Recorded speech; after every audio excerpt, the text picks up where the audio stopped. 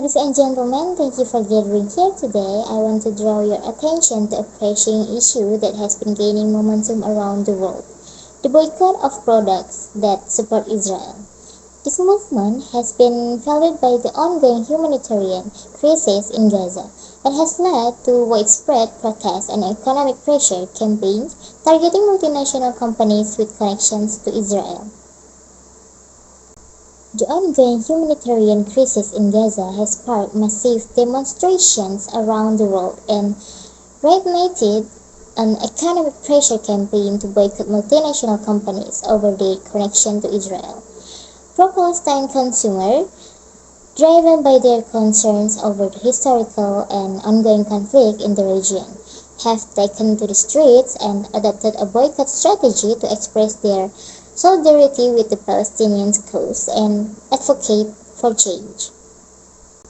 The boycott movement has gained significant momentum, with pro-Palestine consumers targeting corporations that have been perceived as supporting Israel. Well-known brands such as Disney, Starbucks, McDonald's, Danone, Netflix, Coca-Cola, Pepsi, and others have faced backlash and boycotts from consumers who believe that their connections to Israel perpetuate the conflict and human rights violence in the Palestinian territories. These boycotts extend beyond simple protest and street demonstration.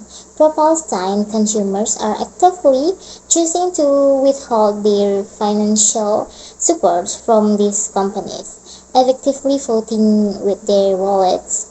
By redirecting their purchasing power away for these corporations, boycott participants aim to exert economic pressure and create a financial incentive for companies to resist their relationship with Israel. However, the effectiveness of these boycotts remains subject of debate. While some argue that economic pressure can indeed influence the target nation's economic and potentially bring about change, others question the long-term impact and sustainability of such actions.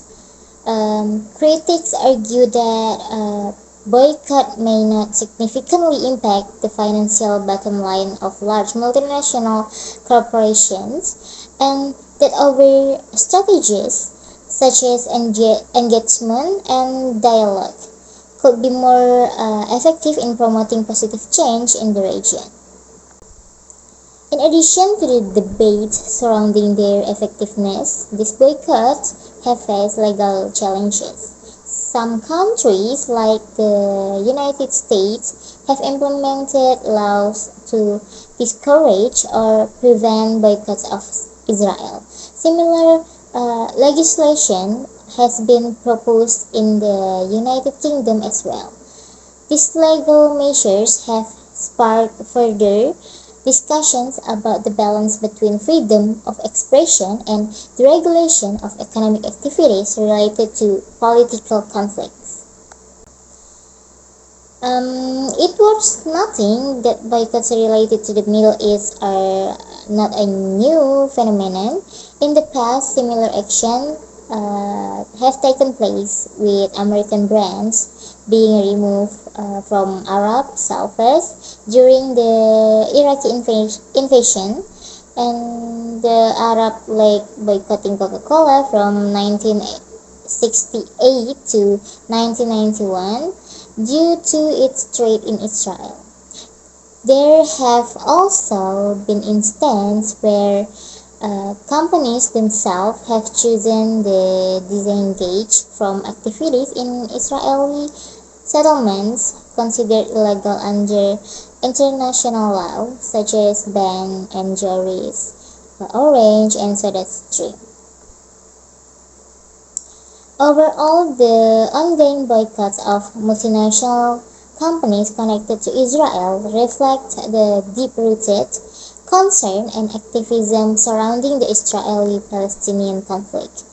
They highlight the power of consumers' choices in expressing solidarity and advocating for change, while also raising important questions about the effectiveness, legality, and broader impact of such actions on the geopolitical landscape.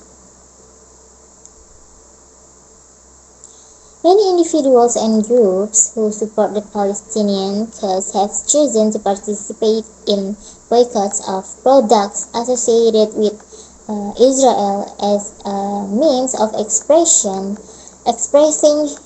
their solidarity and advocating for the rights of Palestinians.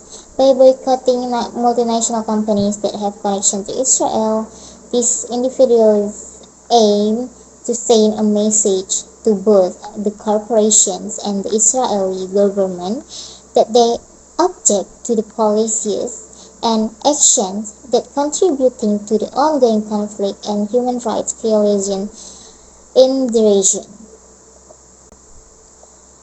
Okay, in conclusion, the ongoing boycotts of multinational companies connected to Israel reflect that the concerns and activism surrounding the Israeli and Palestinian conflict propose time consumer boycott these companies to express solidarity and advocate for change. The effectiveness of boycotts is debated and legal challenges have arisen. Ultimately, participating in a boycott is a personal decision, highlighting the power of consumer choice in expressing support for the Palestinian cause. And these boycotts raise important questions about effectiveness, legality, and complex dynamics of the conflict.